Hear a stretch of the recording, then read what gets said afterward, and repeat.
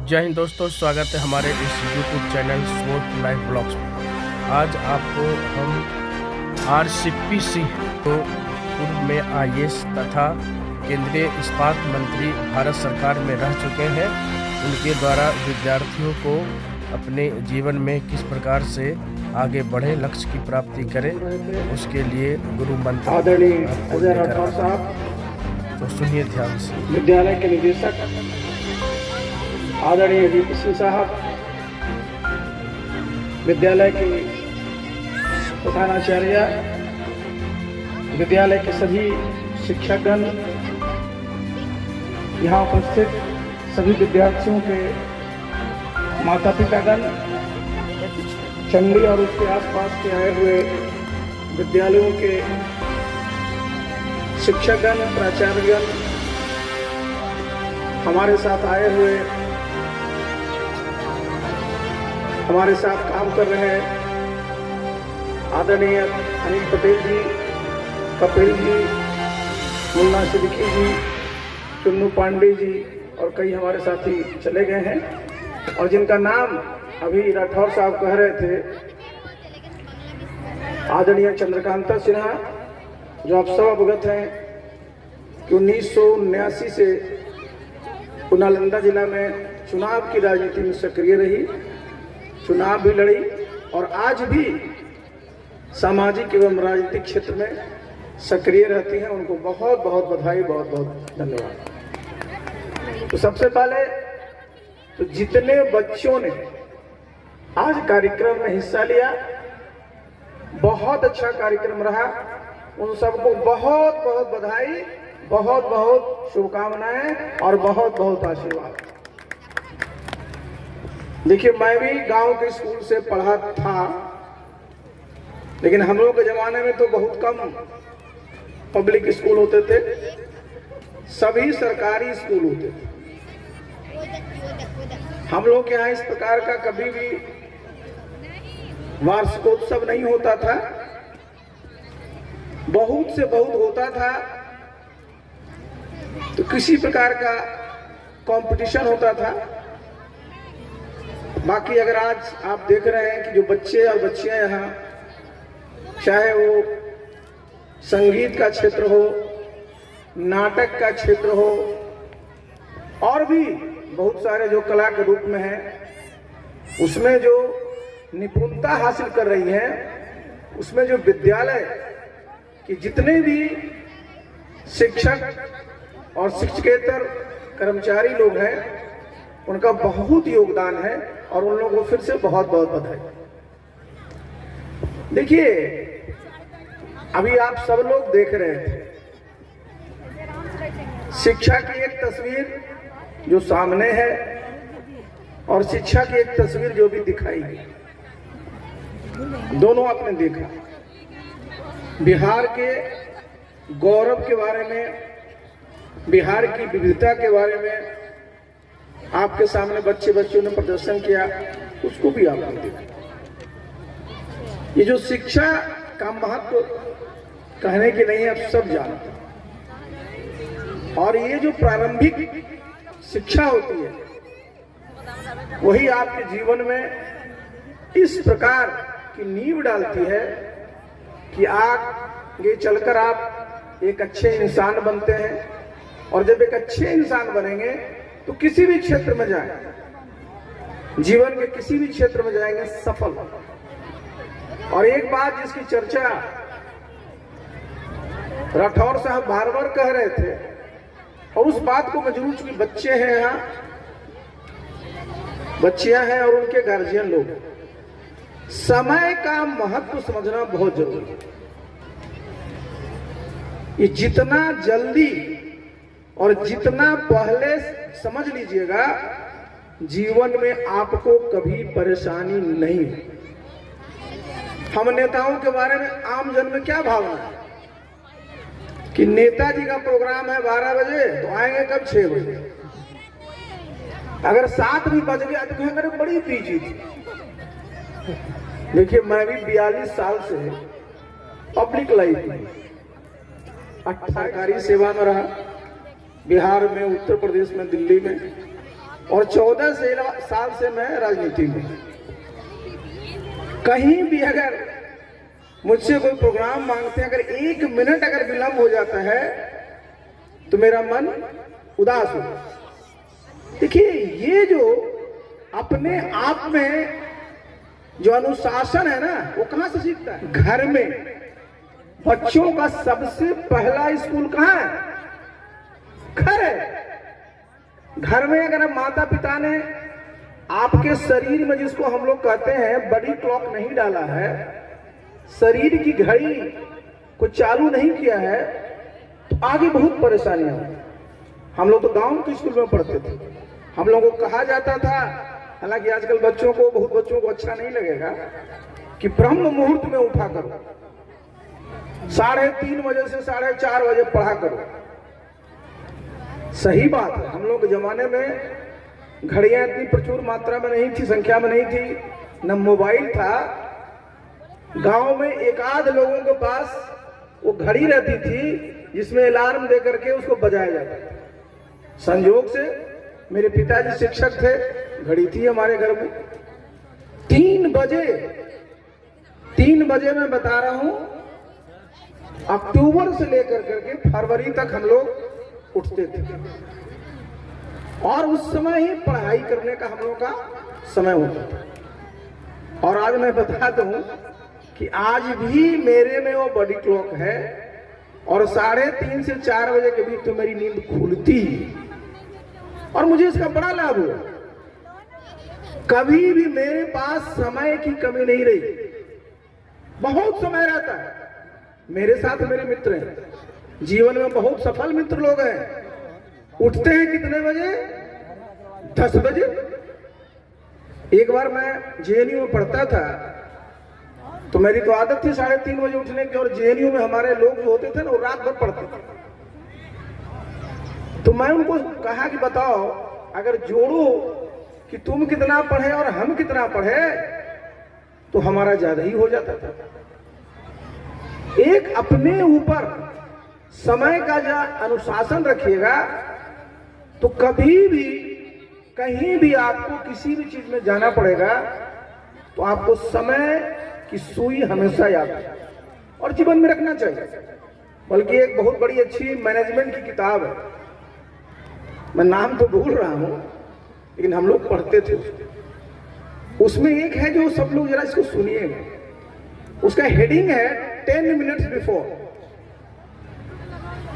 10 minute पहले। अब देखिएगा, हम लोग तो घूमते ही रहते हैं। अब बहुत लोगों को निकलना है 10:30 बजे, तो हमारे साथ जितने लोग यहाँ हैं सबको पता है कि मैं 10, 15, 10, 20 पर मैं खड़ा रहूंगा। दूसरी तरफ क्या होगा, क्योंकि मेरे दिमाग में वो सेट कर गया 10 मिनट्स बिफोर। दूसरी तरफ क्या देखिएगा कि लोग बोलेंगे अच्छा कितना 10:30 बजे है, अरे 1 आध घंटा लेट ही होगा तो क्या फर्क पड़ेगा। ये जो सोच है ना, ये सोचिए कितना गलत है।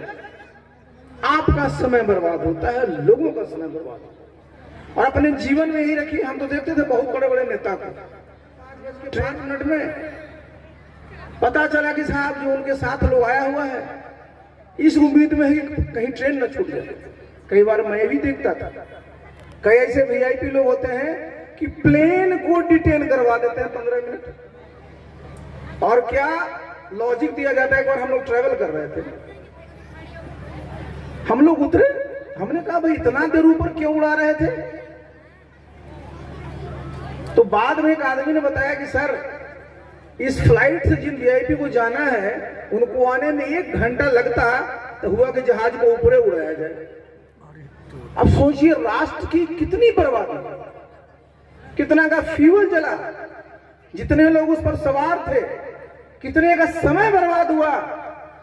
लेकिन वो तो वीवीआईपी थे, उनका तो अधिकार है कि जहाज को ऊपर उड़ाता है। ये देखिए, वीआईपी वीवीआईपी का कतई मतलब नहीं होता है कि समय के साथ आप छेड़छाड़ करें। जो समय है उसी के अनुरूप काम करना चाहिए। और बच्चों, ये हमेशा याद रखना, 10 मिनट्स बिफोर। जब परीक्षा भी देने जाइएगा ना, हमारे इस बात को अगर याद रखोगे, किसी परीक्षा में असफल नहीं होंगे। होता क्या है, आपको समय का कोई ज्ञान नहीं है, पता चला कि साहब 100 सवाल है, आप जानते हैं उसमें से 90 सवाल को, जो 10 मुश्किल सवाल था वो बीच में था, आप उसी में लटक गए। आप आगे बढ़ते कि भाई 10 मिनट पहले हम एक बार पूरा कवर कर लेंगे और जो बचेगा 10 मिनट तो हम उसको फिर से रिवाइज भी करेंगे और कुछ जो कठिन प्रश्न है उस पर अतिरिक्त समय देकर के हम उसको सॉल्व करना चाहेंगे। आप सफल होंगे। पता चला कि साहब उस 10 के चक्कर में आगे का 40 अब छोड़ के चले। तो हमेशा 10 मिनट्स बिफोर कहीं भी जाना रहे। लोग इतना ना कहे जैसे आज ही हम आए, अरे सर पहले आ गए, तो पहले आ गए तो अच्छा ना हो गया। पहले आ गए तो स्कूल में बैठ गए, लोगों से बातचीत हो गई, हमारे साथ लोग थे उनसे भी परिचय हो गया। लेकिन बाद में आइएगा तो क्या होगा, सब चीज बच्चे इतनी तैयारी किए हुए हैं कि 11 बजे मेरा ये होना है, 11:30 बजे ये होना है। तो देखिए सबसे पहला जो लेसन है वो माता पिता को भी, और दूसरा जो आपका स्कूल है, स्कूल में भी समय का बिल्कुल अनुपालन कराना सुनिश्चित कराइए।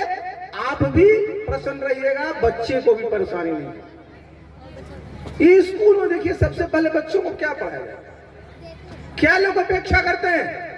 आप देखते होंगे आजकल एक असर इंस्टीट्यूट है, वो पूरे देश भर में स्कूली शिक्षा की क्या व्यवस्था है, बच्चे जो पढ़ रहे हैं क्या उसका परिणाम सामने आ रहा है, रिजल्ट के दृष्टिकोण से नहीं बल्कि उनके ज्ञान संवर्धन के दृष्टिकोण से।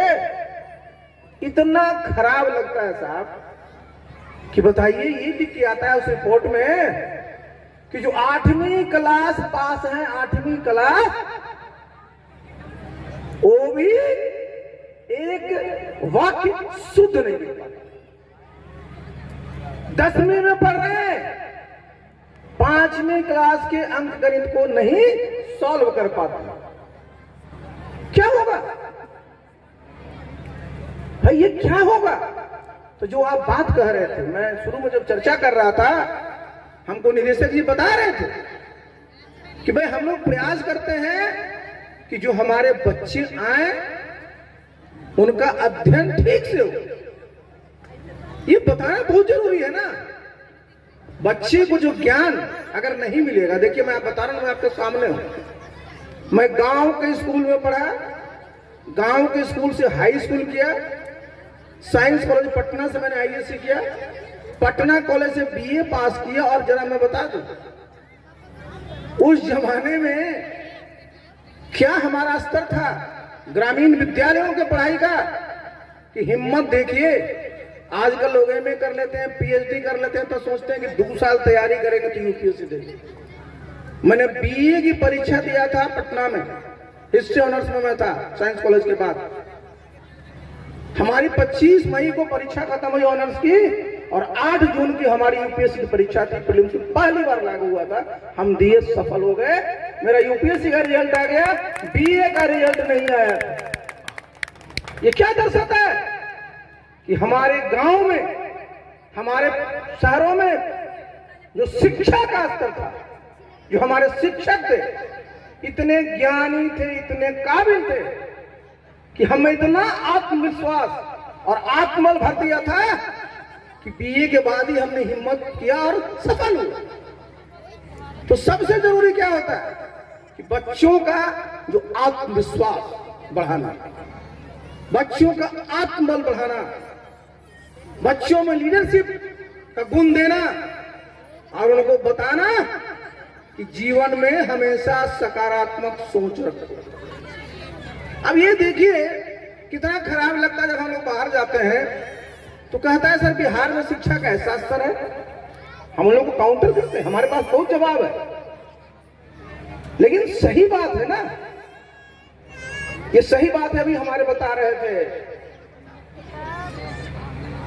राठौर साहब कि अभी शिक्षक की नियुक्ति हुई है, बीपीएससी से नियुक्ति हुई है, और उनको पूछा गया कि भारत के उपराष्ट्रपति का नाम बताइए, तो नाम ही नहीं जानता। अब बताइए साहब, ये छोटी छोटी चीजें जो सामान्य ज्ञान की चीजें हैं, हम लोग पढ़ते थे बचपन में। हम लोग का जो समाज शास्त्र सीख उसमें पेपर होता था, हम लोग देश क्या बिहार के एक एक मंत्री का नाम जानते, पढ़ाया जाता था, बताया जाता था, आदत लगाई जाती थी। और आज क्या है भाई, उपराष्ट्रपति का नाम नहीं जानता। सही से लिखने कहिए तो अपना नाम नहीं लिखता है, न हिंदी में न अंग्रेजी में, दोनों में नहीं। तो देखिए, जो कहता है ना कि कोई आदमी पढ़ा लिखा है, तो सामान्य भाषा में कहा जाता है 3R, reading, writing and arithmetic. अब ये अपेक्षा किया जाता है, जो हमारी शिक्षा व्यवस्था है, कि जो हमारी प्राइमरी शिक्षा है उस तक बच्चों को 3R का पूरा ज्ञान हो जाना चाहिए। उसको अक्षर का ज्ञान हो जाना चाहिए, अक्षर पढ़ने का ज्ञान हो जाना चाहिए, अक्षर लिखने का ज्ञान हो जाना चाहिए, अंक का ज्ञान होना चाहिए, और अंक से लगा हुआ जो गणित है, जोड़ घटाव गुणा भाग का ज्ञान हो जाए। ये आपने करा दिया तो जो उनका जिसको कहते हैं नींव है वो मजबूत हो गई। और ये जब नहीं होता है तो बच्चा में एक जो विश्वास आना चाहिए, आत्मविश्वास आना चाहिए, वो नहीं आता। उसके बाद आपका क्या है, आपका है कि बच्चों में संस्कार दिया जाना भी जरूरी है। आपने देखा ना, जो फर्जी स्कूल था जिसका अभी आपका नाटक दिखाया गया, बच्चों का देखिए व्यवहार, जो उनका कंडक्ट है, कहीं से विद्यार्थी लायक है, स्टूडेंट लायक नहीं है। और ये कहां से शुरू होता है, घर से। सबसे बड़ा संस्कार आपको मिलता है अपने घर में, वो भी अपने माता पिता से और आपके जितने घर वाले हैं उनसे। आजकल पहले क्या होता था, संयुक्त परिवार था, मैं संयुक्त परिवार में पैदा लिया। हम लोग जानते हैं कि किस प्रकार की सहयोग की भावना होती थी। पता चला कि न्यूक्लियर फैमिली, एक बच्चा है, उस बच्चे को ही मनाने में पूरा परिवार लगा हुआ है कि बेटा या बेटी इतने बजे उठो, नहीं तो पता चला कि उनकी माताजी पिताजी होमवर्क कर रहे हैं। देखिए, ये जो है ना, ये लोगों को लगता है कि हम अपने बच्चे को लाड़ प्यार करें, हम लाड़ प्यार नहीं कर रहे हैं। उस बच्चे को शुरू से जो है लाचार कर, उसमें जो क्षमता है उसको विकसित नहीं होने दे रहे हैं। तो ये संस्कार मैंने जो कहा कि पहला आपने 3R का ज्ञान करा दिया स्कूल में, घर में, उसके बाद संस्कार। अच्छा, एक बता दीजिए, कोई माता है कभी भी अपने बच्चे बच्चियों का बुरा सोच सकती है? कभी नहीं, कभी नहीं।